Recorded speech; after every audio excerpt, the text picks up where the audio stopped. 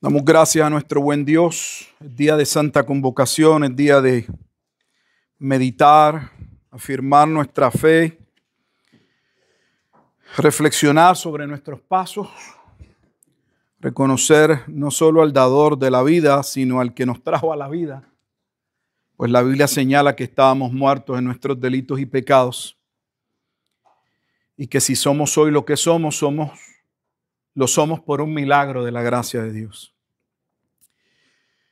Les recordamos que en este momento su celular debe estar apagado o en silencio. Recuerde verificar su alarma también.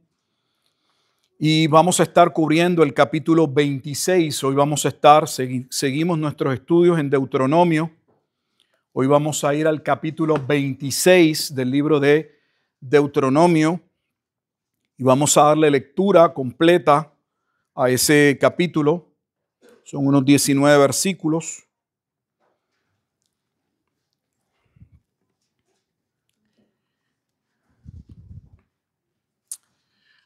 Antes de leer la escritura, mantenga su Biblia ahí en Deuteronomio 26. Vamos a encomendarnos a nuestro buen Dios. Bendito Dios y Padre eterno, le alabamos, damos gracias, Señor, por este día, por el privilegio, Señor, de poder ser convocados en su nombre, de poder detenernos en nuestros caminos y reconocer, oh Dios, que la vida es mucho más importante, Señor, que cualquier esfuerzo, empeño que le pongamos a cualquier otra tarea, Señor. Nuestras vidas realmente dependen completamente de ti, oh Dios. Ayúdanos en este día a mirar nuestra vida, a reflexionar, a examinar quiénes éramos, a ver quiénes somos y cómo el resultado de lo que somos debería verse y expresarse en una muestra de entrega y de adoración hacia ti, oh Dios. Bendícenos una vez más con tu palabra, edifícanos por medio de ella, mientras también oramos y creemos que la misma continuará siendo instrumental en la salvación de aquellos que todavía han de responder en un verdadero arrepentimiento y en fe al único mediador entre Dios y los hombres, aquel que dijo: yo soy el camino, la verdad y la vida, en el único nombre bajo el cielo dado a los hombres en el cual podemos ser salvos. Damos gracias por Jesucristo, nuestro Señor, y por eso, Dios, nos encomendamos a tu palabra para que ella una vez más nos corrija, nos afirme, en fin, continúa haciendo su obra de santificación en nosotros. En Cristo Jesús oramos y damos gracias. Amén. Vamos a pasar a leer el capítulo 26 del libro de Deuteronomio y lee la bendita palabra de Dios de la siguiente forma o manera. Cuando hayas entrado en la tierra que Jehová tu Dios te da por herencia y tomes posesión de ella y la habites, entonces tomarás de las primicias de todos los frutos que sacares de la tierra que Jehová tu Dios te da y las pondrás en una canasta e irás al lugar que Jehová tu Dios escogiere para hacer habitar allí su nombre. Y te presentarás al sacerdote que hubiere en aquellos días y le dirás: declaro hoy a Jehová tu Dios que he entrado en la tierra que juró Jehová a nuestros padres que nos daría. Y el sacerdote tomará la canasta de tu mano y la pondrá delante del altar de Jehová tu Dios. Entonces hablarás y dirás delante de Jehová tu Dios: un arameo a punto de perecer fue mi padre, el cual descendió a Egipto y habitó allí con pocos hombres. Y allí creció y llegó a ser una nación grande, fuerte y numerosa. Y los egipcios nos maltrataron y nos afligieron y pusieron sobre nosotros dura servidumbre. y clamamos a Jehová, el Dios de nuestros padres. Y Jehová oyó nuestra voz y vio nuestra aflicción, nuestro trabajo y nuestra opresión. Y Jehová nos sacó de Egipto con mano fuerte, con brazo extendido, con grande espanto y con señales y con milagros.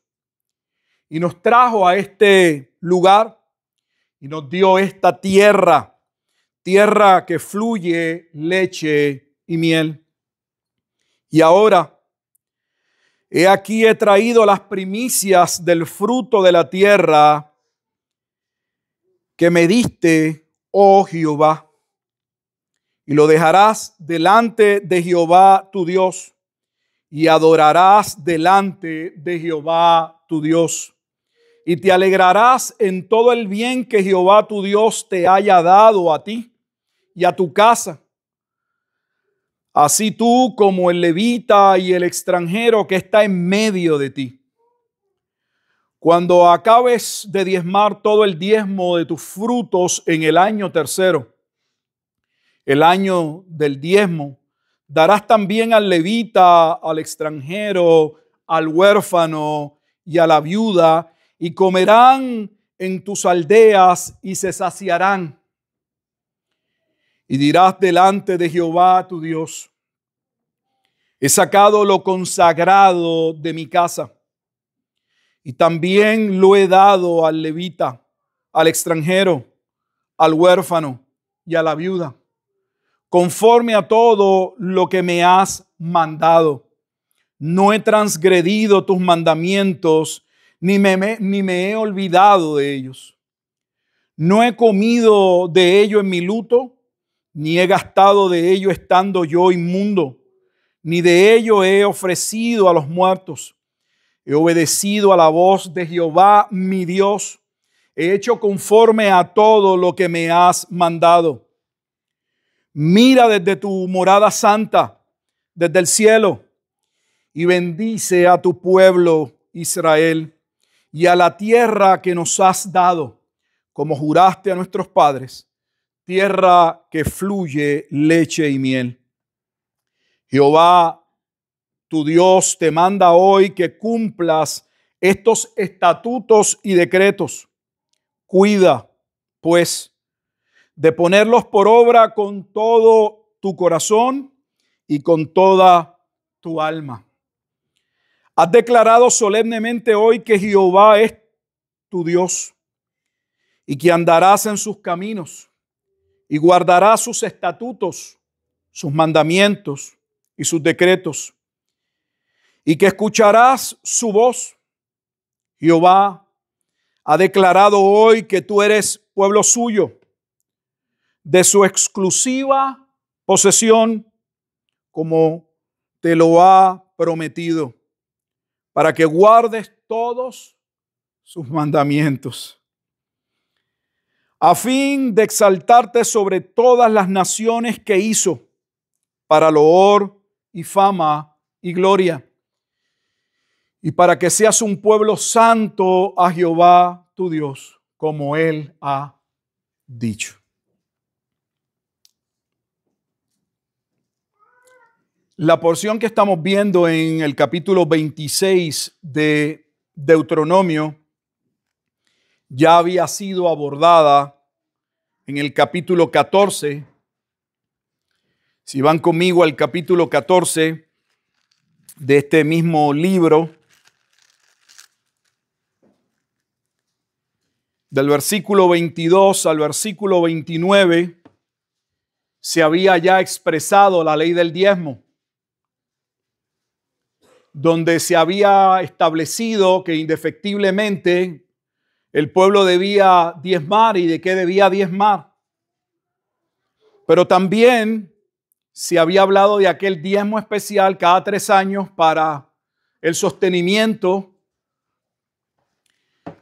de levitas que pudiesen estar habitando, extranjeros, viudas que necesitasen de la ayuda. Había una parte especial que se preparaba para darse cada 3 años. Así que eso es parte de lo que se había ya expresado en el capítulo 14, versículos 22 al 29. Ya habiendo hablado un poco de esto, de las primicias y el diezmo, vamos a ver algunos puntos particulares, claves, significativos, importantes,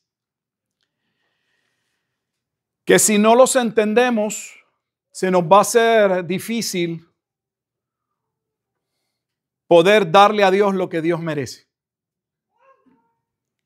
Porque somos muy buenos para orar y demandar y pedir y exigir.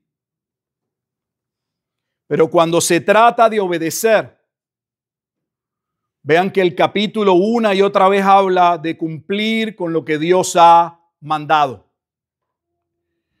Y se está hablando de ser agradecidos y de adorar a Dios y de traer y de reconocer que de lo que Dios nos ha dado debíamos presentarnos delante de Dios y traer no nuestras obras. Dios no le pedía las obras al pueblo, le pedía las primicias. Lo mejor no se lo podían comer, lo mejor se lo tenían que dar a Dios.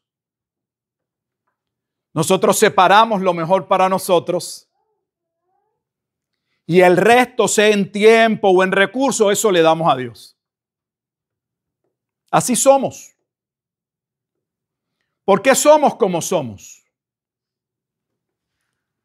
Este capítulo nos va a ayudar en parte a entender. Más allá de tocar una vez más el tema de las primicias o de los diezmos,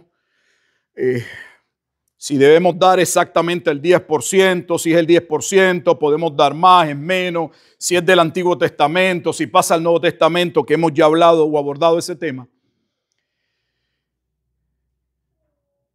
¿Qué lleva a un hombre, a una mujer de Dios a dar de corazón? A ser generoso, a ser desprendido, a reconocer que lo que tiene no es suyo, que Dios se lo ha dado, que él no depende de lo que tiene, que lo que tiene se lo ha dado el Dios del cual él depende. Esta porción nos puede ayudar, porque aquí está hablando de cómo se debía presentar específicamente esa ofrenda que Dios había demandado. Y vemos que las familias recogían las primicias de todos sus frutos en el versículo 2. Debían presentarse al tabernáculo. Ya habíamos visto que los que no podían viajar debían vender entonces, más o menos establecer qué cantidad de lo que realmente debían llevar y no podían llevar, qué cantidad era equivalente en dinero para luego enviar el dinero. Y se acercaban al templo y lo iban a entregar al sacerdote, y el sacerdote debía escucharlos a ellos, reconocer quiénes ellos eran. Mira lo que dice el versículo 5. Entonces hablarás y dirás delante de Jehová tu Dios. Porque era considerado ir al templo frente al sacerdote un encuentro con la cercanía con Dios, así era como ellos lo veían. Entonces hablarás y dirás delante de Jehová tu Dios: un arameo a punto de perecer fue mi padre, el cual descendió a Egipto y habitó allí con pocos hombres, y allí creció y llegó a ser una nación grande, fuerte y numerosa. ¿Quién es ese arameo?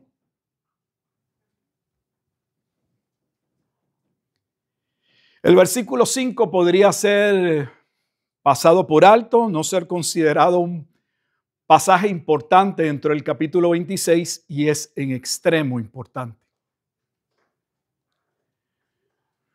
Porque lo que se está reconociendo, y vamos a explicar quién es ese arameo, es quiénes éramos, de dónde, cuál era nuestro origen. Y nadie puede realmente ser agradecido con Dios. Puede entender la gracia si primero no entiende, no comprende, tiene una idea primero de quién era. El problema es que nuestra naturaleza caída no solo es arrogante, prepotente, egoísta por naturaleza, de manera irracional, sino que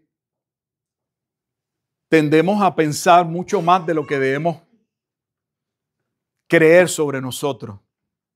Yo no sé por qué hablan de tener buena autoestima, porque el ser humano, por lo general, su autoestima y su ego es grande de por sí. ¿Quién es ese arameo? ¿Por qué empieza con este arameo? ¿Por qué presentarse ante la presencia de Dios para traer en cumplimiento esas ofrendas, esas primicias, eso que con lo que Dios los había bendecido? ¿Por qué iniciar? Porque ahí lo dice, entonces hablarás y dirás. Le está diciendo antemano, es importante, medular, esencial que recuerdes de dónde vienes. La iglesia hoy en parte no sabe de dónde viene el pueblo de Israel. Hablamos hoy de naciones y se nos hace muy fácil hablar de naciones, pero realmente en la antigüedad no estaba ese concepto de naciones. Nosotros ya lo hablamos y lo tomamos muy normal. Habían etnias, pueblos que tenían sus relaciones, otros se apartaban, sus dificultades. Pero ¿de dónde Dios llama a este pueblo? Lo llama de Ur de los Caldeos.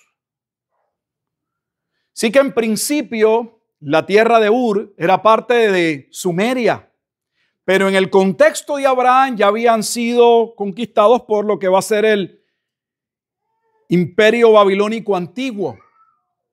Por eso habla ahora de Ur de los Caldeos, porque ahora Ur ya no era la Ur que era parte de Sumeria, sino Ur dominada por los caldeos. O sea, Mesopotamia. No existía Israel. Abraham venía de la antigua Babilonia. Pero luego va a vivir por un tiempo en lo que hoy básicamente corresponde a Irán, Turquía, y se va a establecer en ese lugar y ellos eran conocidos como los arameos. Y no solamente va a vivir por un tiempo en el peregrinaje de esa transición de ese pueblo de Abraham, Isaac, hasta Israel y entrar a Egipto, esa transición de lo que son los patriarcas hasta ese pueblo que se consolida o crece en Egipto, hay una fusión de etnias que no hablan de un pueblo de una sangre pura como hoy muchos mencionan. Cuando Abraham va a buscar un hijo, una esposa, debo decir, para su hijo, la va y la busca ¿dónde? A su tierra. Pero cuando Isaac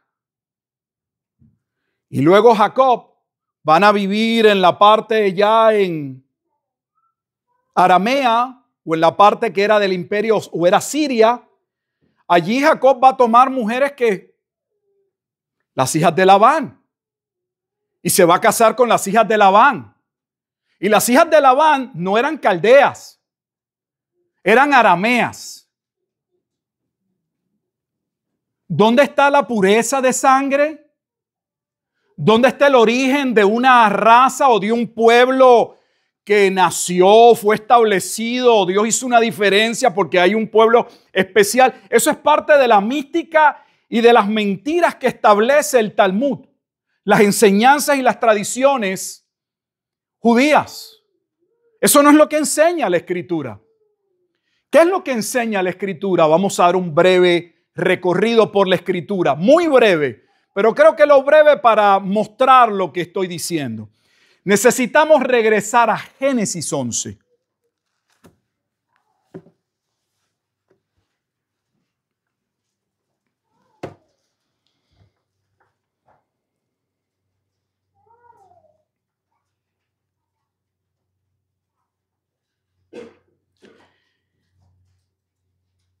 En Génesis capítulo 11, solo mire la perícopa que está arriba del versículo 10, los descendientes de Sem.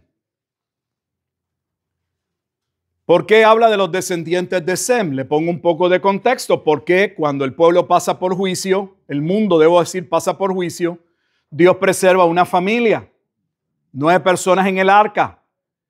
Y ahí está Noé y sus 3 hijos, Sem, Cam y Jafet. Y ahora nos está hablando un poco de la descendencia de Sem. Y de la descendencia de Sem va a venir Abraham, o Abraham cuando se le cambia el nombre, cuyo abuelo era Nacor y su padre era Taré. Vamos a verlo en el versículo 27. Estas son las generaciones de Taré. Taré engendró a Abraham, a Nacor y a Harán. Y Harán engendró a Lot. Porque hablan específicamente de este hijo. Ya le he dicho en otras ocasiones que cuando la Biblia hace eso es porque hay algo que se va a decir de ese hijo posteriormente. Que es exactamente lo que pasa cuando Noé da la maldición y por qué se habla solo de Canaán, el último hijo de Can. Porque también de él se iba a decir algo. Y murió Harán, o sea, el último, antes que su padre Taré, en la tierra de su nacimiento, en Ur de los Caldeos. Entonces, ¿de dónde viene? ¿Cuál es su lugar de origen? Son israelitas. Le va a sorprender lo que vamos a ver. Porque se dicen tantas mentiras y la gente se ha creído tantas cosas. Y tomaron a Abraham y Nacor para sí mujeres. El nombre de la mujer de Abraham era Sarai y el nombre de la mujer de Nacor, Milca, hija de Harán, padre de Milca y de Isca. Mas Sarai era estéril y no tenía hijo. Y tomó Taré a Abraham, su hijo, y a Lot, hijo de Harán, hijo de su hijo, y a Sarai, su nuera, mujer de Abraham su hijo, y salió con ellos de Ur de los Caldeos para ir a la tierra de Canaán. Y vinieron hasta Harán y se quedaron allí. En la narración de Deuteronomios capítulo 26 se parte de su estadía en Harán, de ese tiempo que van a pasar en esa región de los arameos y van a vivir un buen tiempo en esa región. Y fueron los días de Taré 205 años y murió Taré en Harán. Pero Jehová había dicho, seguimos la narración, a Abraham: vete de tu tierra y de tu parentela y de la casa de tu padre a la tierra que te mostraré. O sea, ahora dice, ahora nos habla de qué los llevó a salir. ¿Por qué salen de Ur de los Caldeos? Nos dice que Dios se le había aparecido a Abraham. Lo había llamado a salir. Pero él no sale solo. Sale de su tierra una vez muere su hermano menor y va a salir tomando a Lot, su sobrino, el cual él se va a hacer responsable. Lo va a tomar como hijo. Él no tiene hijo. Nos dice que su esposa era estéril.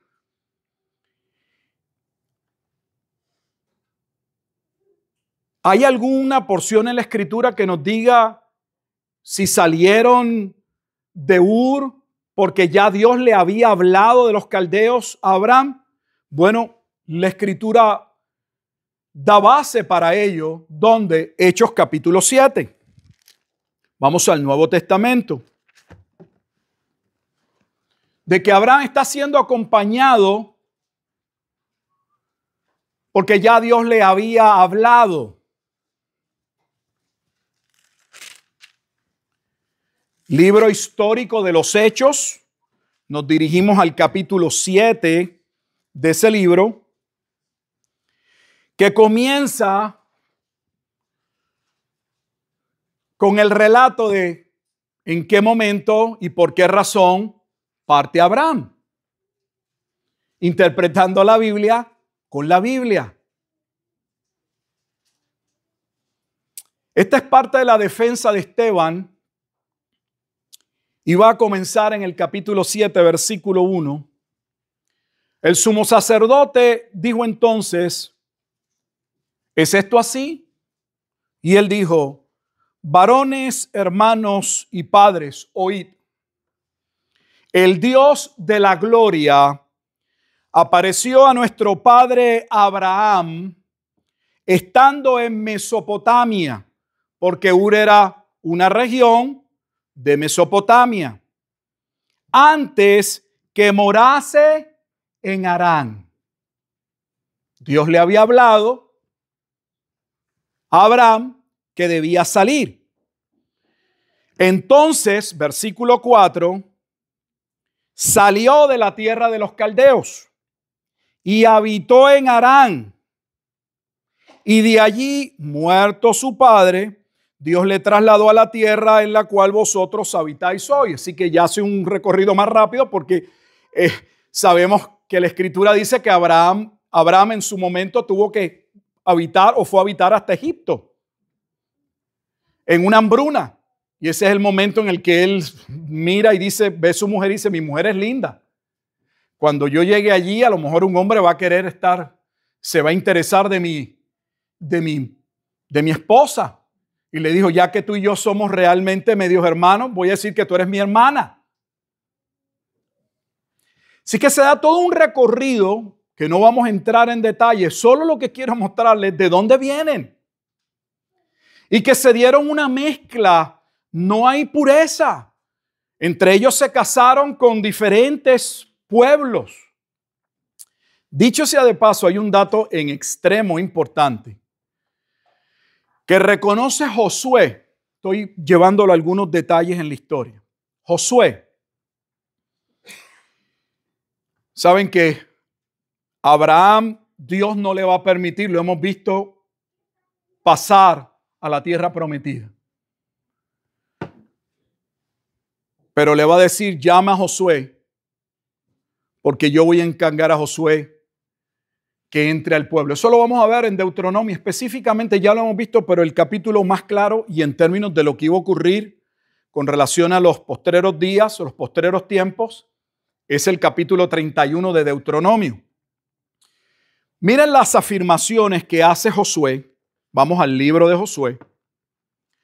Sobre el origen de lo que hoy nosotros llamamos el pueblo de Israel.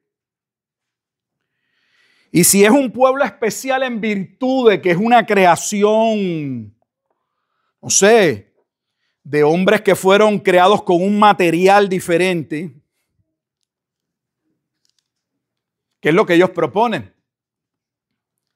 Si usted llega a ver el relato de dónde sale el pueblo judío hebreo, no lo va a creer. Pero literalmente el supremacismo, la idea de razas superiores, si busca su origen, no es en la Alemania de la Segunda Guerra Mundial y Hitler, como usted ha escuchado. Estos israelitas que estamos mencionando, vimos Esteban, el testimonio de Esteban recordando su historia. Miren, Josué también recuerda su historia, pero la recuerda sin fantasías. ¿Quiénes realmente eran? Y nosotros necesitamos saber quiénes éramos antes de Cristo. En Josué capítulo 24,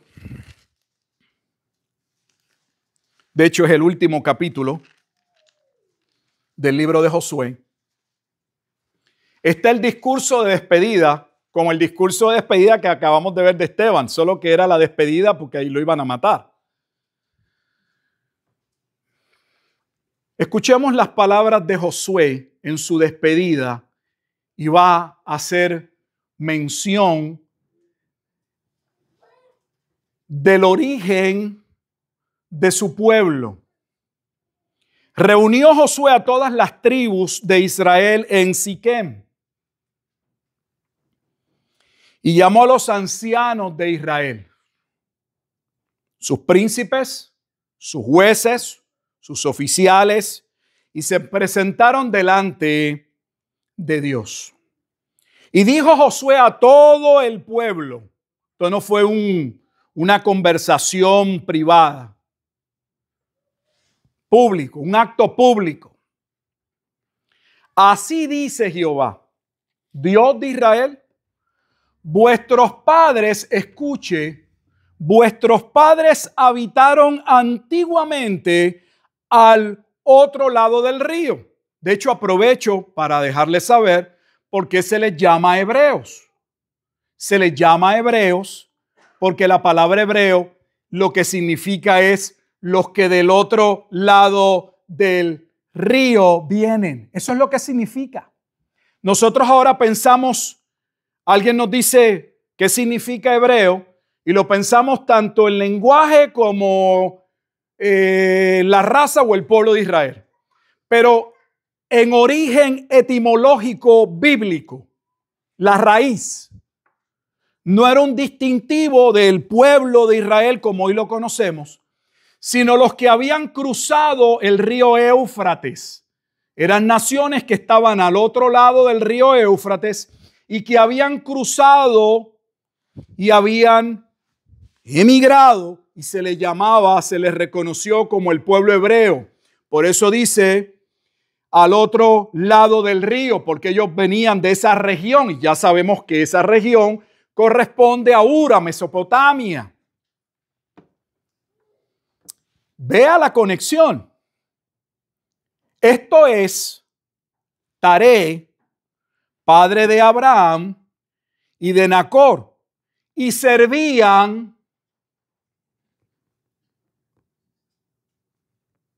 a Jehová. Yo estoy seguro que la mayoría nunca ha leído lo que estamos leyendo, ni nadie se los ha expuesto. Vivimos en un mundo de mentiras, hermanos. Yo no hago esto para denigrar a ese pueblo. Ese no es el propósito. Es que ese pueblo que vive hoy en su mayoría ha sido también engañado. Les han vendido algo que no es. Porque ellos no leen ni las escrituras realmente. Si usted quiere entender el pueblo judío de hoy, tiene que verlo como un católico nominal, religioso, que no lee la Biblia, pero puede señalar las tradiciones, la bula papal, lo que dice la iglesia, no lo que dice la escritura. Siguen tradiciones. Y esas tradiciones fueron manipuladas y se inventaron historias. Lo triste es que ellos entienden que quienes comunicaron esas historias estaban revelando los misterios de Dios. Por eso las toman como más sagradas que la propia Biblia. Porque aunque le asignan al Tanakh, el Tanakh es el Antiguo Testamento, nosotros decimos la Torá, pero la Torá es el Pentateuco, los libros de la ley, es la primera división del Tanakh. Llamamos a eso el Antiguo Testamento, no lo es. A ellos esa parte es la parte que le dan supuestamente más importancia, pero es precisamente esa la razón por la que Jesús les dijo en Juan 8. Ustedes son de vuestro padre el diablo. Porque si ustedes fueran realmente hijos de Moisés, las obras de Moisés harían. O sea, ustedes aseveran que su base teológica de vida es el Pentateuco, es la ley de Moisés. Pero ustedes han reemplazado la ley de Moisés por vuestras tradiciones. Y esas tradiciones se recopilaron, se colocaron en libros y se le hizo creer al pueblo que esos rabinos que interpretaban habían dado la luz, poseían en ellos la mayor claridad de quién es Dios y quién era ese pueblo.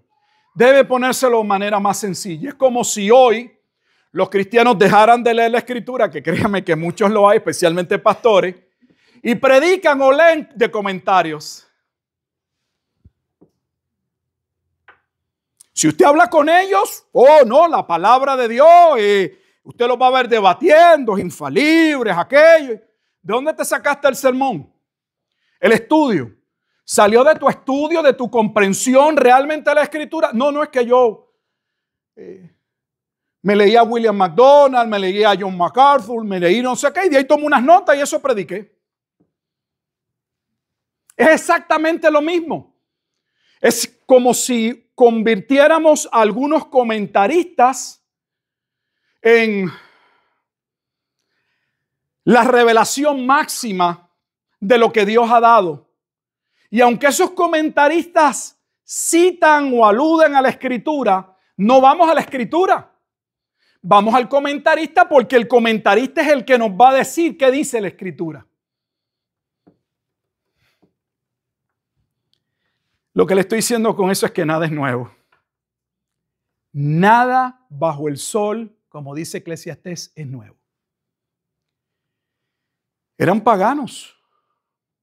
Adoraban dioses. Casi siempre pensamos que el problema del pueblo cuando sale de Egipto radica solo en Egipto. O sea, en el tiempo en el que estuvieron en Egipto. Porque como no conocemos el origen pagano y politeísta del pueblo, creemos que era un pueblo monoteísta, que siempre fue un pueblo monoteísta y que al vivir 400 años en Egipto bebieron un poco del caldo pagano y salió o afloró en momentos dados pues el paganismo. No, hermanos, no.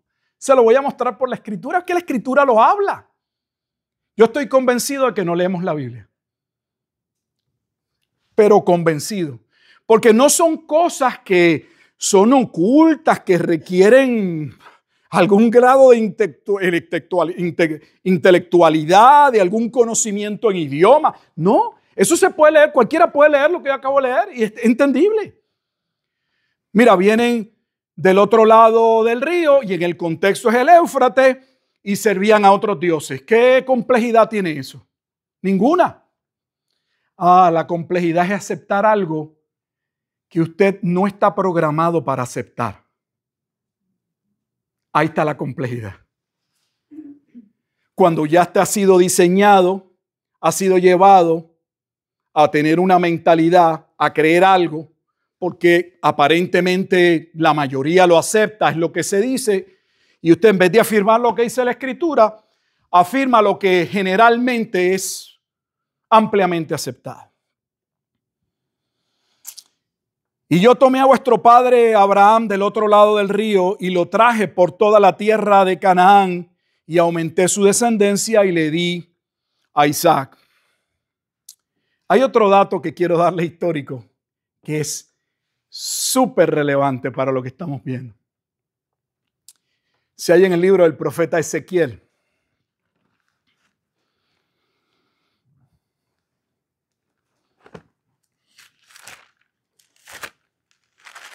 Y este es un capítulo que cuando estuvimos estudiando el libro de Apocalipsis, muchas veces le dije que 2 capítulos, hay muchos más, pero 2 capítulos que uno tiene que poder entender para comprender Apocalipsis, porque se alude o se hace referencia es Ezequiel 16 y Ezequiel capítulo 23. Vamos al capítulo 23.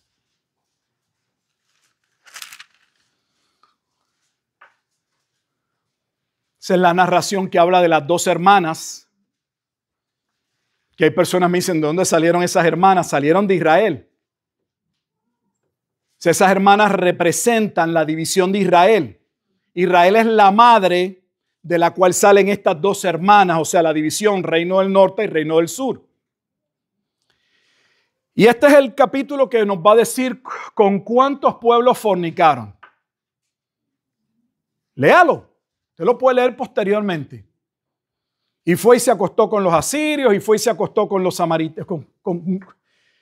Usted lo va a poder leer. Pero vamos a la parte histórica que me gustaría poder llevarlos en esta hora. En el versículo 14 continúa hablando de las fornicaciones, tanto del reino del norte como del reino del sur.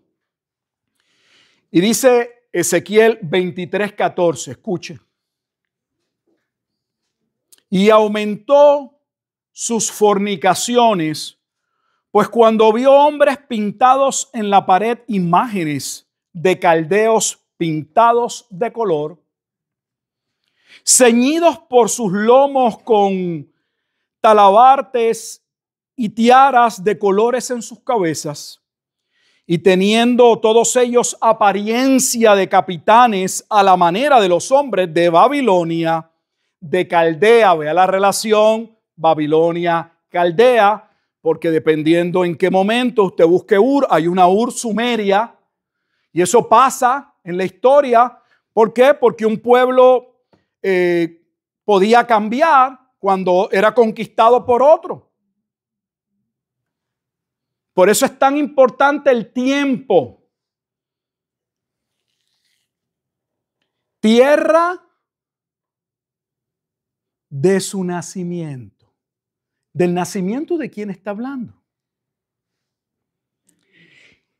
Se enamoró de ellos a primera vista. ¿De quién? De la imagen de los caldeos.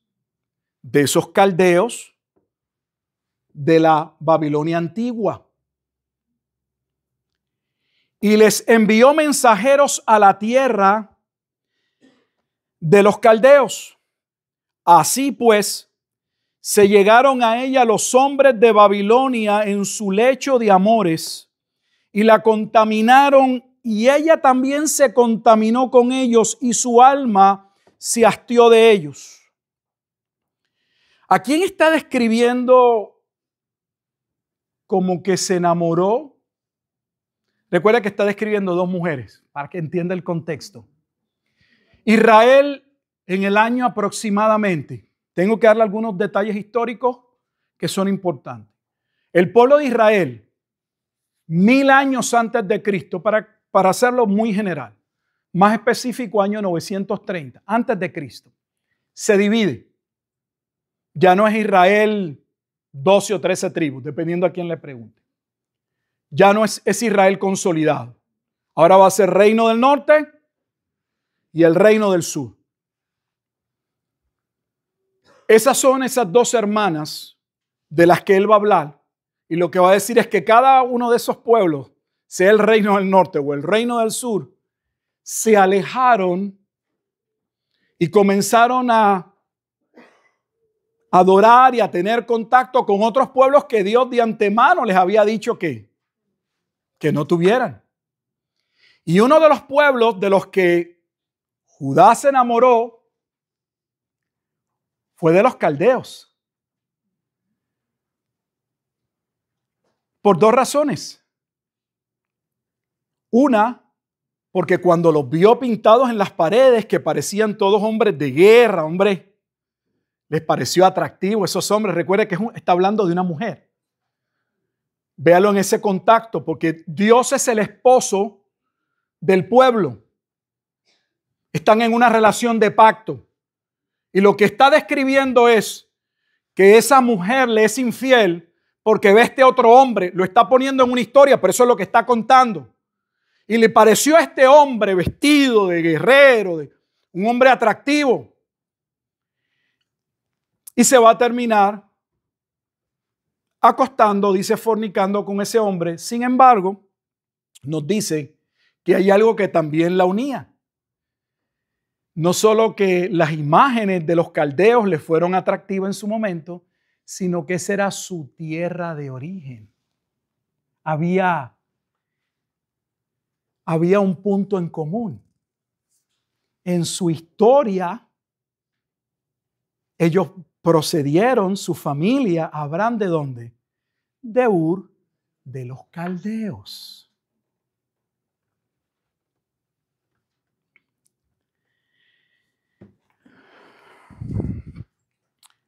Regresamos a Deuteronomio 26. porque no es mi interés darle un cuadro completo ni quedarnos en el origen del pueblo de Israel, pero al menos creo que le he dado evidencias concretas de relatos históricos importantes que establecen que este pueblo o este hombre que Dios llama desde Ur de los Caldeos, Dios lo llama porque quiso tener de él gracia. Porque adoraban a otros dioses, dice, eran paganos, tenían otros dioses. Pero el único Dios verdadero se revela a Abraham. Y de ahí Abraham comienza un peregrinaje. Nosotros también debemos reconocer nuestro origen. De hecho, no se puede hablar de salvación con toda honestidad sin reconocer quiénes éramos. Porque la pregunta básica y clara es esta. ¿Dios te salvó de qué?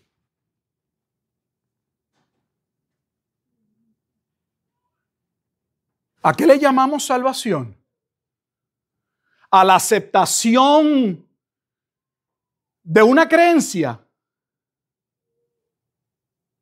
¿Es esa la salvación en la Biblia? La aceptación de una creencia. Aceptar una creencia, eso es todo lo que ha pasado en nuestra vida. No. La Escritura dice que la aceptación de esa creencia en Cristo va juntamente con el reconocimiento de nuestro estado de muerte y de condenación en el que nos encontrábamos. Porque la razón para venir a Cristo es que estábamos muertos, perdidos, bajo condenación. Entonces, un cristiano que no sabe que estaba muerto, que no puede ver en su vida cuándo estuvo perdido, créame que hay montones de llamados cristianos que no pueden hablar de su experiencia de salvación. No tienen idea. Es más, podría usted estar aquí y no tenerla tampoco. ¿Cómo es posible que usted no pueda recordar el momento como Pablo en que en nuestra arrogancia, prepotencia, en nuestro orgullo, Dios nos tumbó del caballo? Íbamos a cumplir nuestras metas, nuestros caprichos, pero un acto de la gracia de Dios cambió el rumbo de nuestra vida. Y nosotros no sabemos cuándo eso pasó. No tenemos idea. Yo he escuchado cristianos decir, bueno, yo siempre he estado en la iglesia.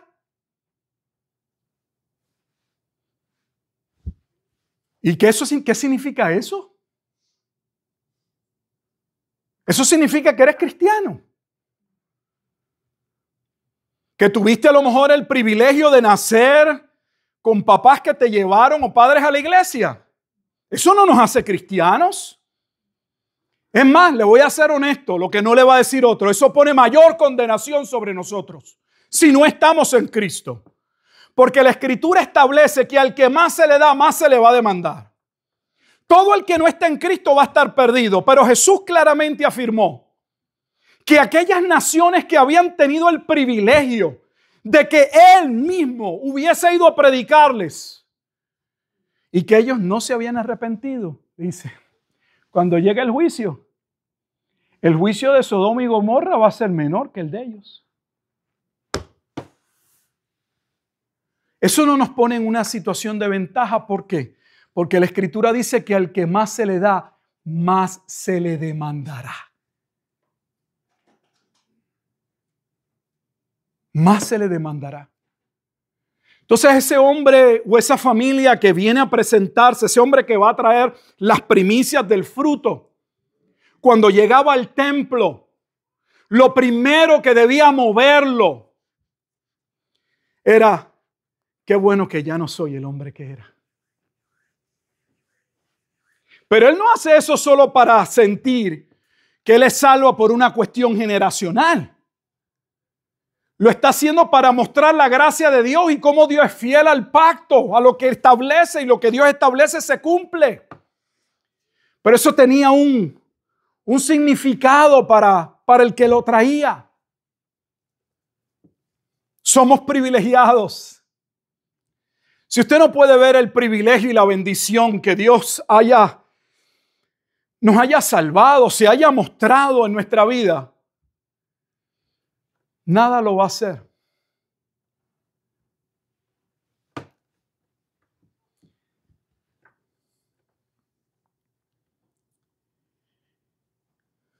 De hecho, esta persona reconoce no solamente de dónde vienen, en términos del pueblo, sino todas las vicisitudes, pruebas, situaciones, tribulaciones que les sucedió, que les acarreó desde que salieron, estuvieron en Egipto hasta salir. Y luego que reconoce esa parte, el versículo 10 dice, y ahora, he aquí he traído las primicias del fruto de la tierra que me diste. No solamente es pertinente reconocer quiénes éramos y entender que si no somos lo que éramos es por la gracia de Dios. Porque no puede haber un corazón agradecido ni generoso donde hay una persona que cree que está por encima de los demás, que es especial por sí. Mire, no hay nada especial en ninguno de nosotros. Y si lo hay es Cristo.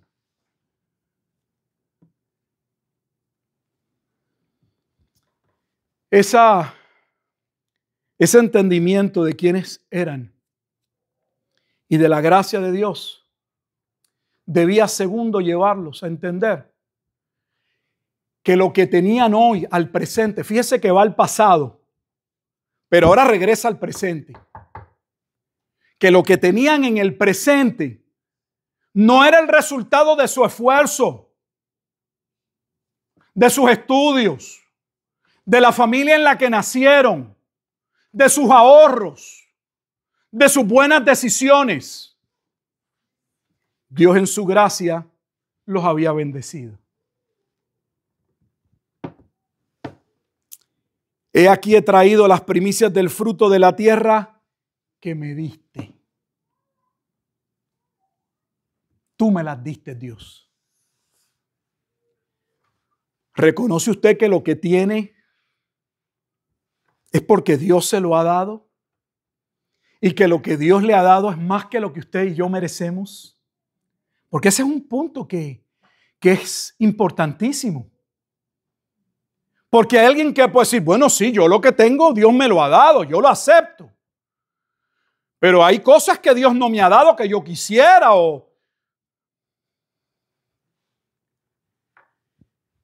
si no merecíamos nada antes, hoy tampoco. Todo es gracia. Todo es gracia. Todo se resume a un favor divino. Y este hombre se acercaba reconociendo que lo que tenía, Dios se lo había dado. Y si Dios se lo había dado, ¿de quién era? Si Dios se lo había dado, ¿de quién era? De Dios. ¿Por qué tenemos yo le he dicho muchas veces, esta obsesión compulsiva? Esto es mío. Y yo lo entiendo, porque la Escritura reconoce cuando hay casos y situaciones entre el pueblo que hay una tierra, hay un objeto que a usted no le pertenece, que usted no puede apropiarse ni tomar lo que no es suyo. Aunque esa ovejita estuviera por ahí, usted dice, esa ovejita está sola, yo no veo a nadie, yo creo que no tiene dueño, va para mi rancho. La Biblia dice no. La vas a guardar y vas a procurar ver quién es el dueño para que se la devuelva.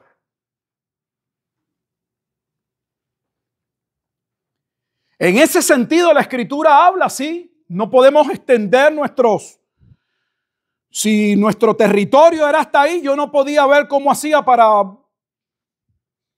robarle un poco de tierra al vecino poco a poco. Todo proviene de Dios. Entonces, cuando le damos a Dios y le estamos dando lo que Dios nos dio, ¿le estamos dando algo significativo? Si lo que usted le está dando a Dios es lo mismo que Dios le dio y ni tan siquiera no le está dando todo, solo está trayendo una porción que significa que usted reconoce que Dios ha hecho provisión y que usted quisiera que esa provisión que Dios le dio sirva primariamente al propósito del reino de Dios.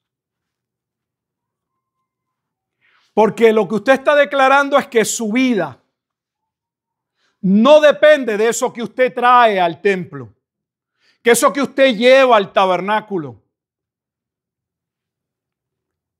No depende de ello. Depende del Dios que me bendijo. Y que le puedo dar el 10, el 20, lo que sea que le dé de corazón. Y lo importante es que mi vida depende de Dios, no del dinero, no del terreno, no del fruto, del cultivo de los animales. Por eso cuando lo traían dice, lo dejarás delante de Jehová, porque no es que lo llevas para que Dios lo bendiga y te lo lleve, lo dejas allí. Vas a llevar tus primicias, las dejas. Segundo, las llevas como un acto de adoración delante de Jehová. Y tercero, dice, lo vas a hacer con alegría, con gozo. Por eso el Nuevo Testamento dice, mira, cada cual dé como propuso en su corazón, no por tristeza, ni como algo impuesto, porque Dios ama al dador alegre. Si usted lo que va a dar, lo va a dar porque usted entiende que usted está haciendo algún tipo de transacción económica con Dios. Y usted le da para que Él le dé y eso no funciona.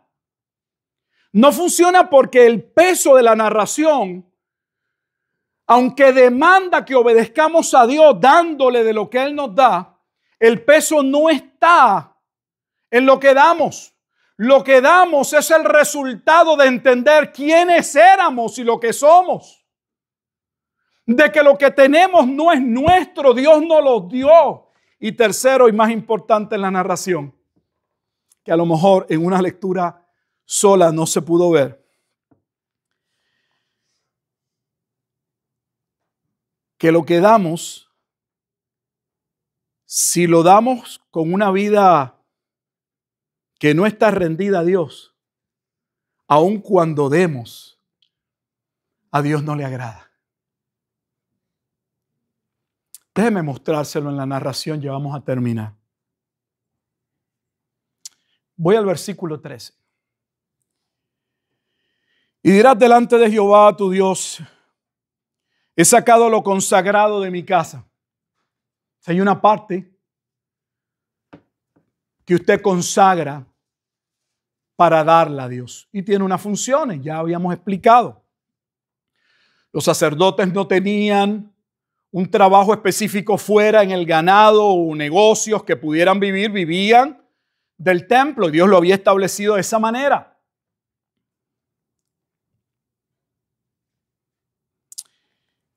He sacado lo consagrado de mi casa y también lo he dado al levita, al extranjero, al huérfano y a la viuda, porque aquí está hablando de la porción que se daba esos cada 3 años. Que ya le dije que si quiere leerlo posteriormente puede verlo en Deuteronomio 14, 22 al 29. Conforme a todo lo que me has mandado, no he transgredido tus mandamientos ni me he olvidado de ellos. Quien está dando los está reconociendo que se requiere mucho más que venir delante de Dios al tabernáculo y venir a traerle las naranjas o las manzanas o lo que fuera que uno le fuera a traer en aquel contexto a Dios. Porque Dios no se agrada de que le pongamos cosas materiales que las damos sin gratitud, sin entendimiento y en desobediencia.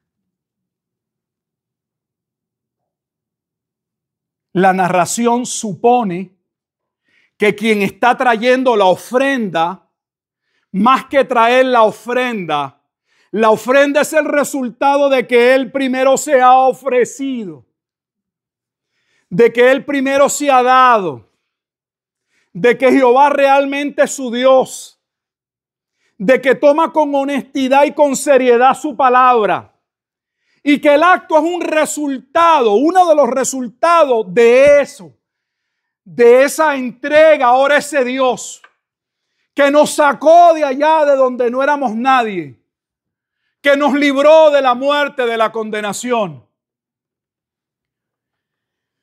Por eso es que Jesús claramente dijo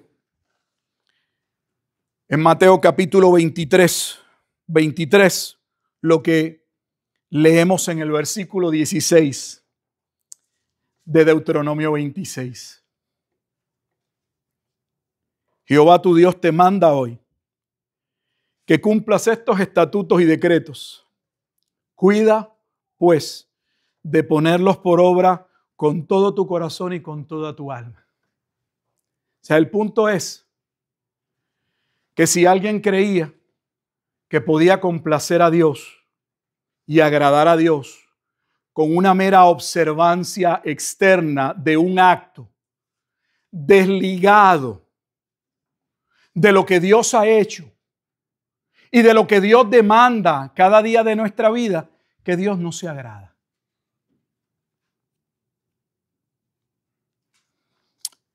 Mírenlo con toda claridad en el Nuevo Testamento. Vamos a Mateo capítulo 23. Este es uno de muchos lugares que podemos verlo. Mateo capítulo 23.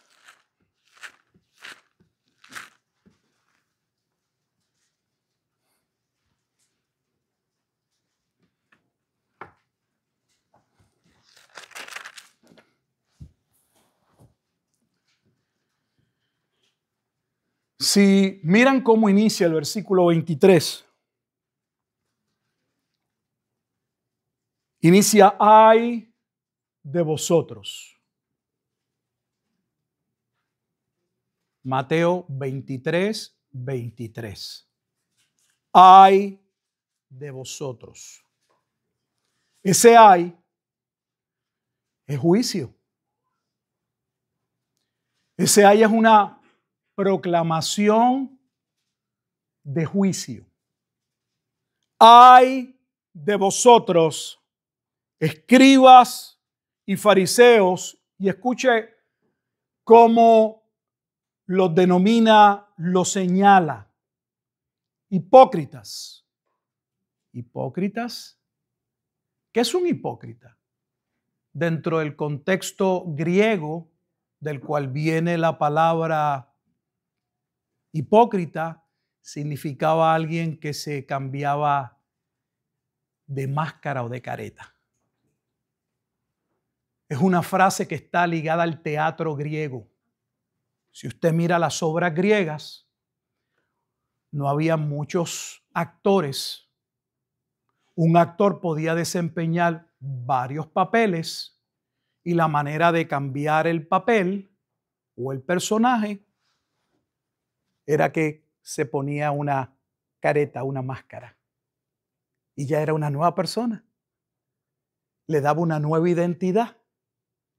Por eso es hipócrita, porque se oculta o se presenta colocándose una máscara, una careta, una identidad falsa. Ay de vosotros, escribas y fariseos hipócritas. Parece que Jesús a veces tenía momentos en que hablaba claro. No siempre habló claro. Nosotros somos el que hemos hecho un Jesucito de besitos y abrazos y que solo da, multiplica panes y peces. Porque diezmáis, escucha, ahora va a hablar del diezmo. Y va a reconocer que en principio ellos buscaban obedecer la ley del diezmo. Va a reconocer que lo hacían, pero Dios no se complace. Entonces, ¿qué pasó? Véalo por usted mismo. Porque diezmáis la menta y el eneldo y el comino y dejáis lo más importante de la ley: la justicia, la misericordia y la fe. Entonces, si usted cree que usted puede venir al templo y agradar a Dios con un acto y traerle 2 o 3 peras y manzanas y Dios se complace, eso usted lo puede hacer en otro sistema religioso falso, donde la manzanita y el guineo que usted le pone a Buda, pues puede ser que para usted haga algo. En el cristianismo no funciona de esa manera. Y me gusta eso del cristianismo. Las cosas son claras, al sí sí y al no no. Dios demanda todo de nosotros. Y aunque no nos está exigiendo que le demos todo porque nos quedaríamos sin nada, es más que el acto de dar. Es que ese acto de dar debe ser llevado a cabo sobre la base de alguien que realmente ama a Dios, busca a Dios, vive para Dios. Y usted verá por qué es tan difícil para algunos poder dar.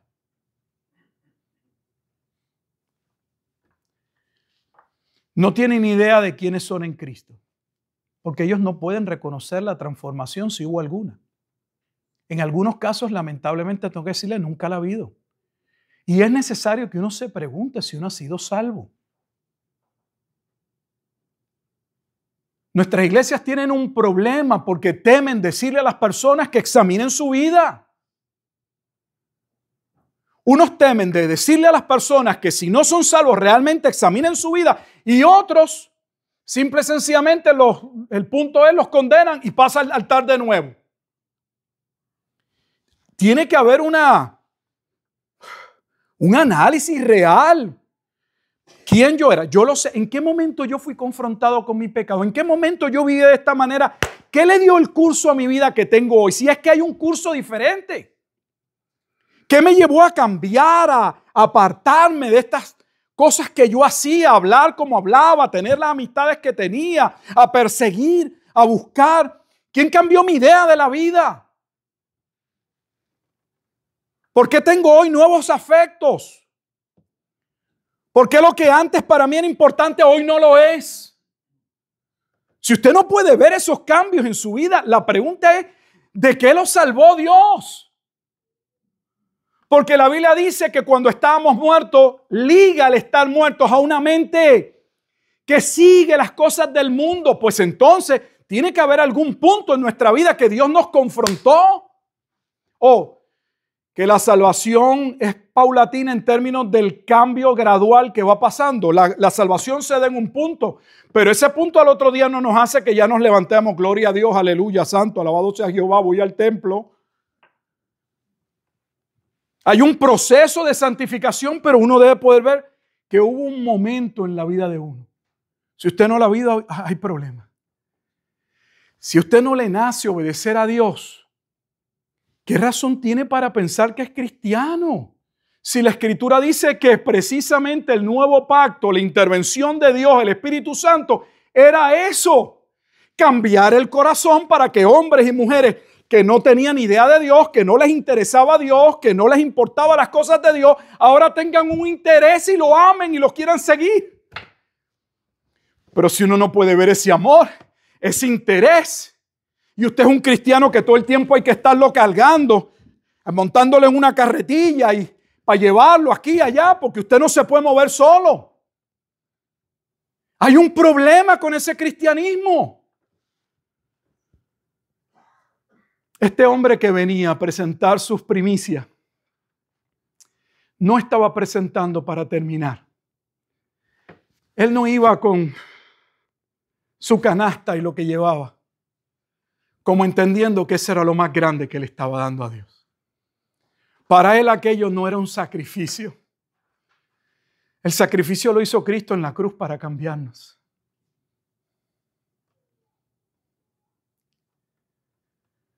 Para él lo que daba o lo que ponía en la canasta era solo una parte del agradecimiento de lo que Dios está haciendo en su vida continuamente. De hecho, las primeras primicias que Dios quiere de nuestra vida no son las del fruto de nuestro trabajo.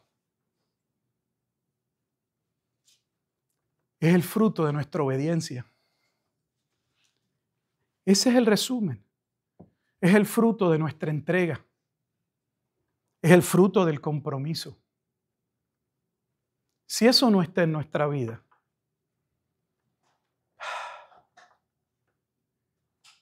hay algo mal. Hay algo mal. ¿Qué estamos viendo, que hemos visto en este capítulo 26 de Deuteronomio? Se retoma la ley de las primicias o de los diezmos, donde se establece que era algo que el pueblo debía hacer. Pero en el transcurso se instruye de cómo se debía dar. No solo dónde se debía llevar, a quién se debía presentar, qué se debía decir cuando se iba a presentar. Y ahí es la riqueza del capítulo 26. Que nos lleva a ver que aquel que da y se da siempre será alguien que ha reconocido primero que ha recibido.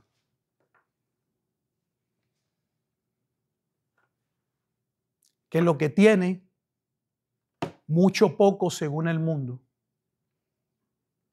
es lo necesario para la vida. Que la vida no se mide por las posesiones materiales que tenemos, sino por el Dios que nos ha rescatado y servimos. Ese hombre llega al altar y más se siente que debería dar más. Que hay algo que tal vez él podría hacer que no ha hecho. Pero el hombre que no tiene eso, lo que piensa es, oye, pero esos 200 pesos, eso yo lo puedo usar para un pago del carro, eso se lo puedo enviar. Yo que me quería comprar un televisor nuevo, de hecho acaba de salir una oferta el mes que viene, yo si guardo eso un poquito más, con eso me compro el televisor nuevo.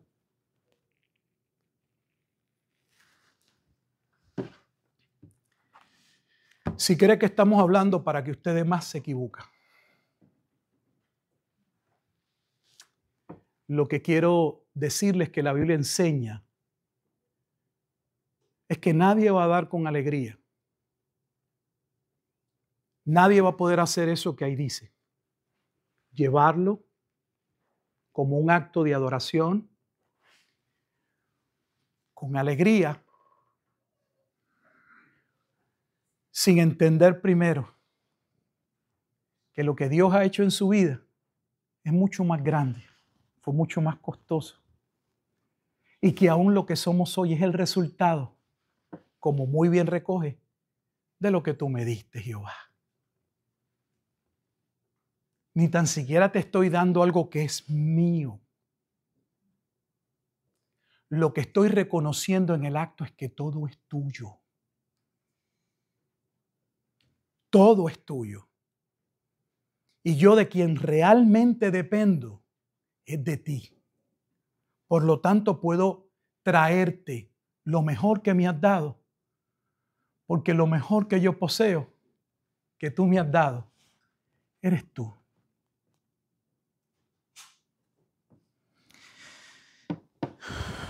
Amado Dios, te damos gracias, Señor, en esta tarde por tu bendita palabra.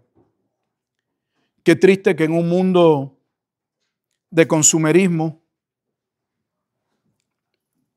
no podamos valorar las cosas que realmente tienen valor, porque algunas de ellas no son tangibles. Son como la sabiduría que hablamos y la inteligencia en el libro de Proverbios al principio de nuestro servicio. Que aunque la Escritura declara que son más preciosos que el oro y la plata, que son corona de vida a los que la poseen, largura de días, porque ellas dan vida y en ellas no hay tropiezo. En ocasiones, oh Dios, no entendemos.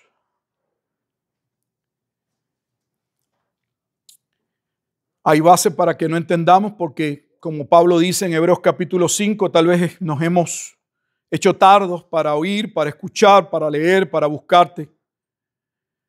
Y aunque ha habido salvación, ese proceso de santificación, de búsqueda, de entrega, no nos hemos entregado a Él. Somos lentos, apáticos, a hacer lo que tú demandas, porque la realidad es que no vemos fruto según nosotros. No le vemos virtud. Ayúdanos, Señor, a entender que no hay nada más grande que un creyente pueda poseer que el tenerte a ti, oh Dios. Que el que tú nos hayas valorado de tal manera que hayas dado a tu Hijo unigénito para salvarnos. Así que cuando nosotros vendemos todo lo que tenemos para comprar la perla de gran precio, realmente no estamos llevando a cabo un acto más grande que el que tú has hecho. Y de hecho ese acto ni tan siquiera podríamos llevarlo a cabo sin tu gracia, sin que nos hubiese sacado de Ur de los Caldeos. Permítenos reconocer quiénes éramos, entender quiénes somos y quiénes seremos, pues no has terminado de trabajar con nosotros. A ser agradecidos y a tener contentamiento con lo que nos has dado. Y que entendamos que lo primero que debemos darte no es un diezmo o una ofrenda. No es venir a un culto o cantar a un himno, una alabanza. Es el entregarnos a ti. Que esa canasta puesta delante del sacerdote frente al altar de Dios sea un reflejo de lo que ha ocurrido en nuestro corazón y de ese deseo genuino, de lo que llama a Pablo en Romanos 12:1 un culto racional. Aquel culto donde el verdadero sacrificio es una vida rendida a Dios, es una vida entregada a Dios, es una vida que busca hacer su voluntad. Señor, nos afanamos tanto por la vida. Y aunque tú mismo declaras en tu palabra y nos adviertes, seguimos haciendo lo mismo.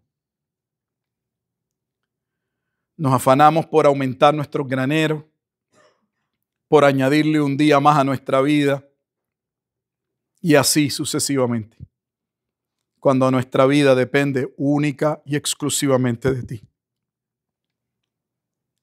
Ayúdanos, Señor, a poderte honrar como tú mereces ser honrado.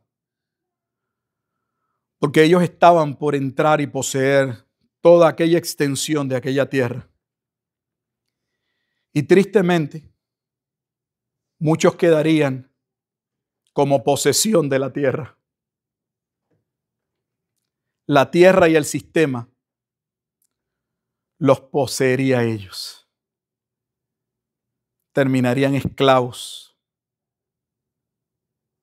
sin poder disfrutar por desobedientes.